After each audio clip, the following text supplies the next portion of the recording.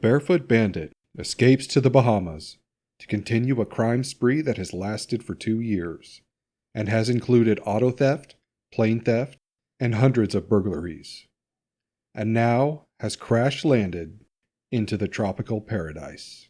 Colton Harris Moore attempts to land the stolen airplane on what appears to be a flat field, but is actually a bog. The plane sticks fast into the ground and comes to an excruciatingly and possibly fatal halt in 150 feet. Colton stumbles from the plane unharmed.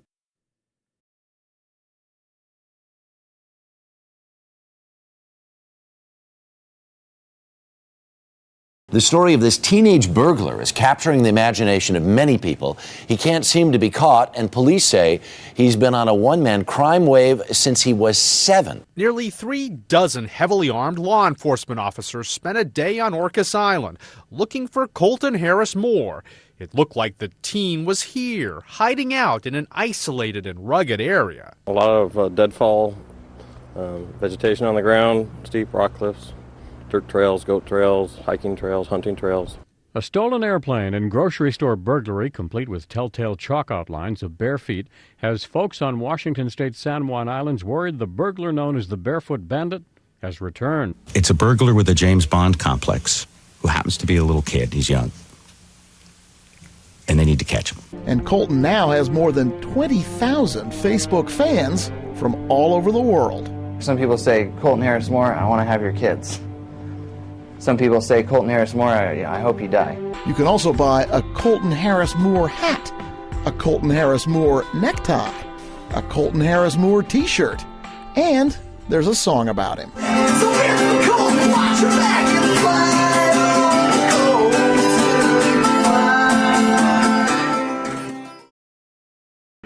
These weren't your run-of-the-mill style burglaries.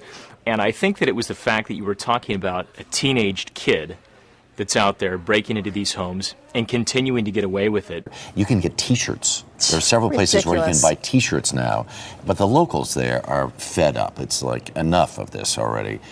While he is, in one sense, a folk hero, he really is a fugitive from justice, and folks are fed up. Yeah, let's see how many friends and fans he has when they catch him and send him to jail. I have a feeling he's going to be all alone.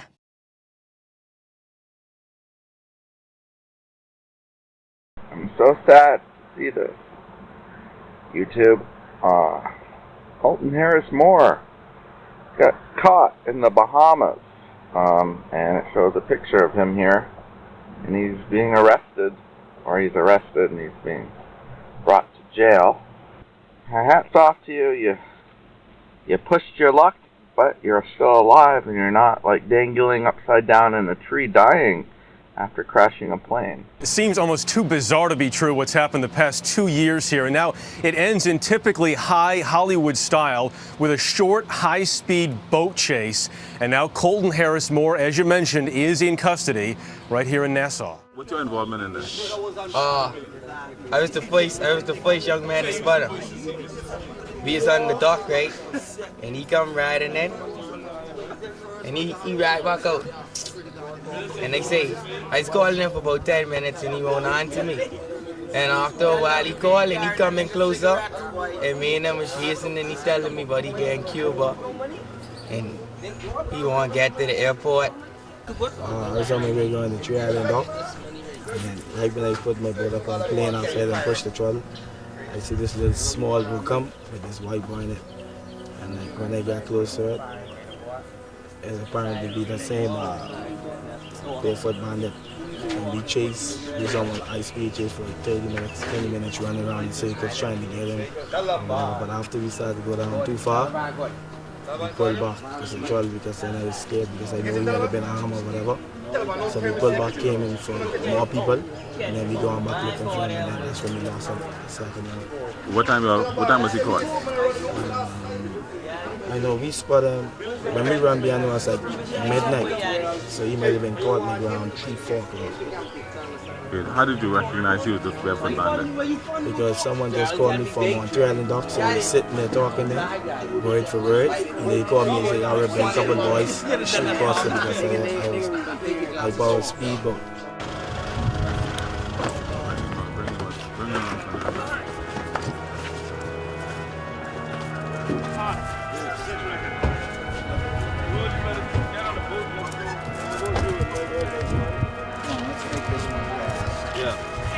You gotta move faster. Okay, let's go. Okay, come. Go ahead for the camera. Okay, fine.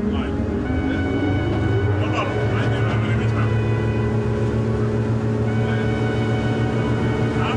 Can I go back in a minute? Yeah.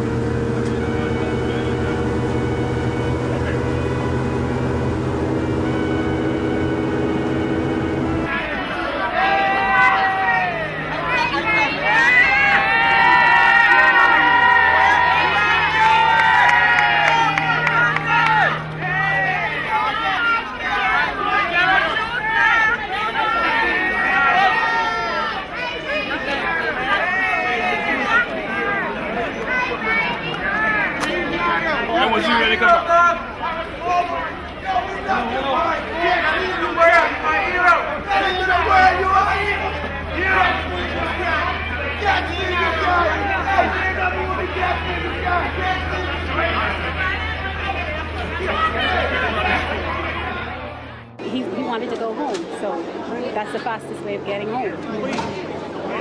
Because if he pleaded not guilty, then he would be facing a trial, and who knows when it would have started. Now the young man known as the Barefoot Bandit will spend 6.5 years in one place, prison. A federal judge imposed the sentence Friday. It'll be served concurrently with state prison time. The saga of the infamous Barefoot Bandit will be made into a movie, and the proceeds will go to victims and law enforcement agencies. The money won't go to 22-year-old Colton Harris Moore, who is currently serving a 6.5-year prison sentence.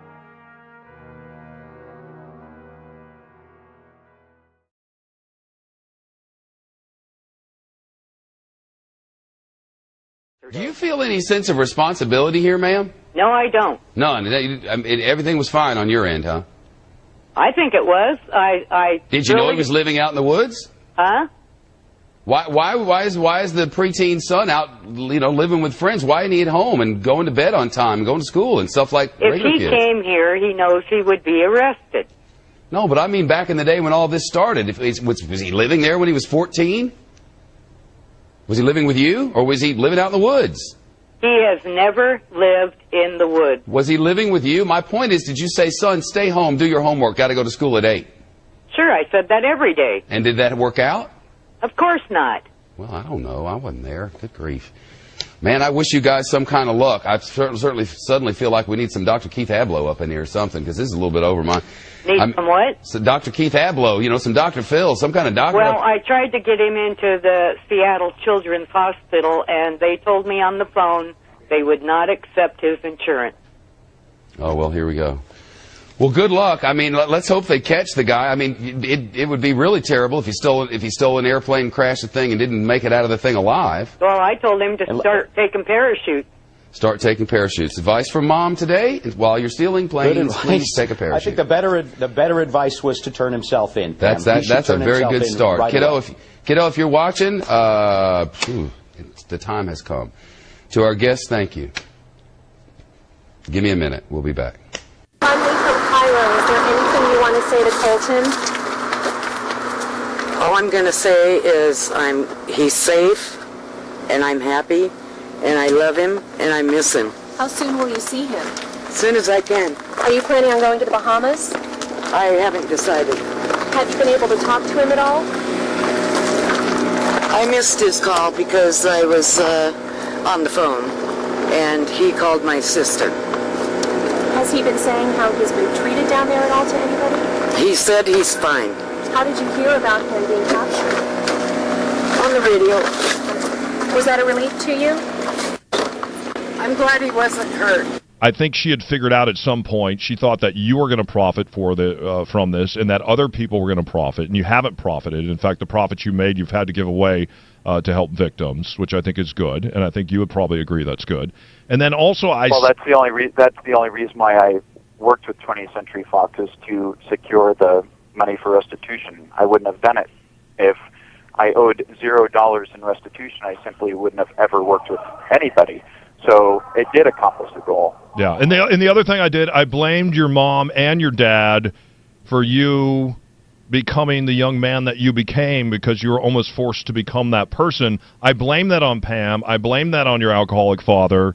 And I said, you know what? Colton would have never stolen those things or done those things if it wasn't for her and if it wasn't for her dad. But we all have a mom. We all love her. And when they're on their deathbed, you want to save them. Tell me, Colton, am I wrong?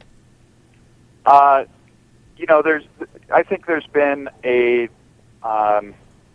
tendency of people over the years to blame everything on my mom and my dad. And my dad, you can't really blame anything on him because to blame something on somebody, they have to at least be present in some capacity. So he wasn't even a present figure to place blame on, and I'm sure you could understand that. But a lot of people have tried to blame everything on my mom, and it's easy to blame other people for things. But, of all people, Oprah Winfrey said it best. She said something that probably was one of the most important things I've ever heard, and that is, you are the only one who is or ever could be responsible for your life. And I made my own choices. It's as simple as that. And Pam could have been more, she could have been less. There's things she could have done differently, whatever. Nobody's perfect. But I made my own choices, and I lived with the consequences of my choices. I don't blame anything on anybody. It's as simple as that. Yeah. And I would really hope that if people want to blame somebody for something, they blame me and not Pam, because she's had a terrible, terrible, very difficult life. She had a difficult childhood herself, and quite frankly, I don't think that she has a very good benchmark to measure parenting from, and I feel sadness for her. I don't hold anything against her, and I don't think anybody else should either. But as far as my notoriety goes, that was never something that I really aspired to create. It just sort of happened. And, looking back, I spent a lot of time in the woods and running around, and so I wasn't really aware of how big everything was, and really do not enjoy the notoriety. I don't enjoy the publicity. I don't go by the name Barefoot Bandit. My name's Colton Harris Moore. Colton, I think one of the things that made you so sympathetic in a lot of people's minds was this sort of legend of your backstory about how you were, basically taking things to survive, and it was almost a Robin Hood type of overlay on that. Can you sort of dispel or confirm, kind of that backstory? Because I think for a lot of people that really connected. I think Robin Hood's a little bit of a stretch, but I never did anything to intentionally hurt people. And like I said, I spent a lot of time in the woods, a lot of time in the San Juans. I didn't really have access to the media or things like this, and so I never heard people's accounts of what happened or how they were impacted, and it was only after I was caught and read these stories and these police reports and heard how deeply affected people were that it dawned on me that it wasn't just as simple as I thought it was. And to me, I thought that it was abundantly clear that it was a teenager running around, not with malice or anything like that, wanting to physically hurt anybody or emotionally hurt anybody. But it turns out that there was a very deep and profound impact on people's lives. Real quick, flying planes, how do you learn to do that? Some people say, well, he's autistic, he's brilliant, he must have a genius IQ. Passion. You have to have passion. You have to love airplanes. You have to love airplanes so deeply that it's, once you get into a cockpit, you feel like that's exactly where you belong. Out of all of the places you could be in the world in that moment, you are precisely where you belong. Pilots will understand that. You have to be blindly passionate about flying machines. How many planes did you fly, and did you ever feel like you were going to die at some point, or were you always confident, even though that some of the planes you ended up crashing? Well, there was the first one, a Cessna 182. That was very, very rough weather, terrible weather. Pilots that have been flying for 20 or 30 years wouldn't have flown on that day, but I don't think I really knew what I was getting myself into as far as the weather went, and I did, in fact, almost die. That's actually why I'm calling you guys today, because as you know, my mom is dying, and she's 3 or 4 weeks away from death, and the doctors have completely given up on her. The medical establishment has completely given up on her, and we have spent months trying to get these doctors to do their very simple job, and that's save somebody's life, but they have completely given up on her. What's going on with Pam? What's happening with Pam right now? She has metastatic lung cancer. It's to the point now where you talk with her and she has the sound of death in her voice, and I've never heard that before, and it breaks my heart. It's absolutely a tragedy, and the doctors have no interest in treating her, and even if they did, the cancer treatment probably wouldn't have any effect.